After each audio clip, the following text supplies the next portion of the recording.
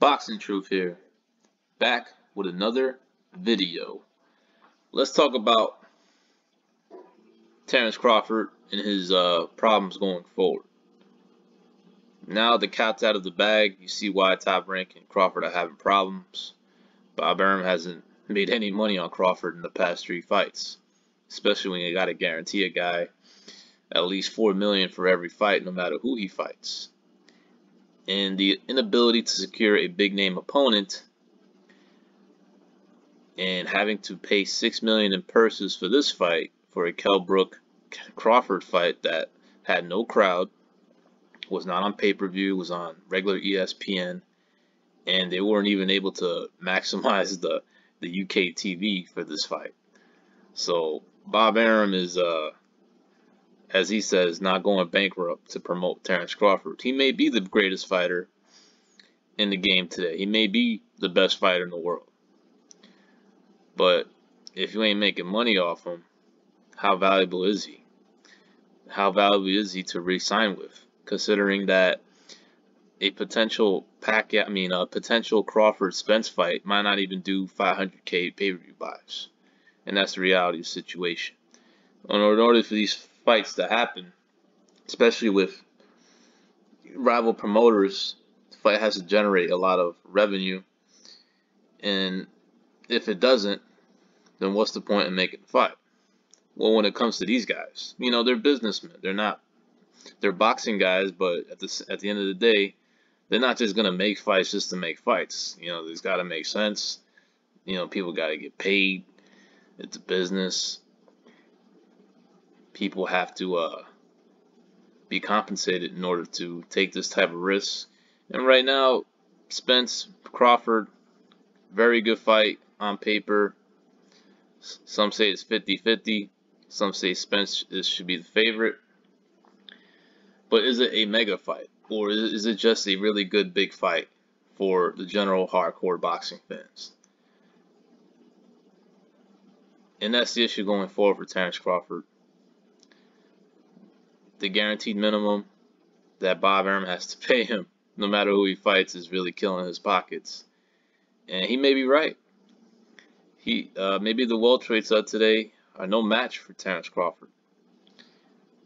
That he, with dispatch of Spence and Garcia on the same night, that none of the welterweights today are even competitive with Terence Crawford.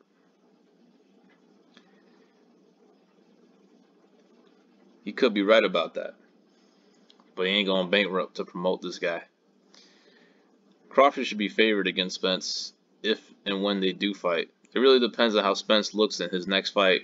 He's got to put on a big-time performance, especially now that he's fighting, top guys in the division or considered top guys.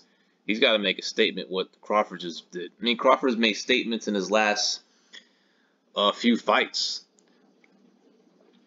Ever since he went to welterweight, he's made a statement. His very first fight at welterweight, what was it? He fought Jeff Horn. He made a statement. He stopped him. Premature stoppage, but he did put a whooping on Jeff Horn. He stopped Benavidez, who was undefeated and a pretty good fighter. And he stopped a much naturally bigger guy in Kavaliauskas. Very good, strong, solid top welterweight contender. Stopped him within 9 rounds. Another strong welterweight. Then he destroys Kell Brook, who has been fighting at a higher weight for these past few years. He freaking stopped him with a jab. Had him dancing, had him doing busting the moves up in that ring with a little right jab. And absolutely destroyed him. Weeks kind of prematurely stopped it. It was kind of an early stoppage, but, Crawford did have him. He was on the verge, probably most likely getting him out of there. So, Crawford's making statements. He's putting on, really good performances, explosive performances, knocking dudes out, knocking guys who are much naturally bigger. And Spence is going life and death with Brook leftovers and unable to put a dent and knock out lightweights. So who really should be favored in this matchup? We're going to see if Spence can actually put on a big-time performance for once on the big stage. And the odds of that happening are not very strong. maybe he wins the fight, but is he gonna have a big time performance coming in with a year layoff, over a year layoff? Didn't spar for 10 months, coming off an accident, broken teeth, you know, a different physique. I'd say he's not going to have a big time performance, especially against a guy who is still relatively fresh. I mean, he's not the freshest. He's a little, he's a little, battle tested. 32 in Danny Garcia, has been in some tough fights, but still relatively not over the hill. It still has some left physically, and who's never been stopped. It'd be a statement if Spence was able to stop Danny Garcia, a guy who's never been stopped or really been all that much rocked in his career. But yeah, they want the Pacquiao fight next for Crawford. That's the fight that would, actually turn a profit for Top Rank. But, Pacquiao is trying to fight Conor McGregor. He's trying to get even a bigger payday. It's really about the biggest payday out for him. I'm not sure if that fight is going to be able to be made for Crawford. It's another great fight. An old Pacquiao at 42 will most likely be the underdog in that fight.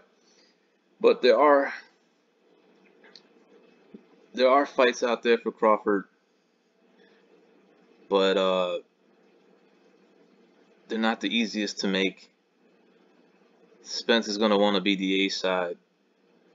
The fight is probably most likely not big enough yet. Pacquiao has other ideas. Maybe other opponents out there. Maybe he fights Mikey coming off that type of layoff since the Keith Thurman fight. Keith Thurman wants $10 million, wants nothing to do with Terence Crawford. Guy's out of his mind. It's definitely a pricing himself out situation there. Most likely feels he doesn't beat Crawford. But yeah, man, you look at the matchups, I wouldn't pick anybody to beat Crawford right now. I think he knocks out Thurman. I think he beats Danny Garcia. I think he beats Sean Porter. Pacquiao has the best chance of beating him because of his defense, his footwork, speed, and his power. But he's 42 years old. And Errol Spence hasn't had a big time performance at the top level outside of Kell Brook. Can't knock out lightweights. Can't dispatch of Brook leftovers more impressive than Brook did. And he's coming off a car accident and an over a year layoff. So yeah, man, Crawford on paper most likely is the best welterweight in the world. Will he finally get a chance to prove it? Or will he end up like Triple G, getting his first mega fight in his mid-30s and not the fighter that he once was? Is he a Hall of Fame fighter? I mean, you can't argue with the credentials, but the resume is lacking still. But even so, he's most likely the best welterweight in the world.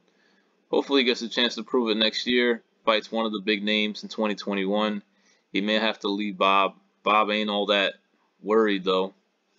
I mean, to him it doesn't matter. He's trying to, cash Crawford out with one big payday at least to turn in a profit for the investment he made in Terence. But if he ends up leaving Top Rank, it doesn't really bother Bob because he's off the hook for those guaranteed minimums, even against the no-name guys or not the big enough name guys that Crawford has fought in the past few fights. Like Benavidez, Kavalauskas. That's a lot of money for those type of opponents. So we'll see how this relationship pans out. It seems like Bud is done with Top Rank. Bob Arum ain't trying to go bankrupt promoting him, and that's fine. Hopefully Crawford gets his chance next year and get a chance to prove that he most likely is the best welterweight in the world. This is Boxing Truth. I'm out.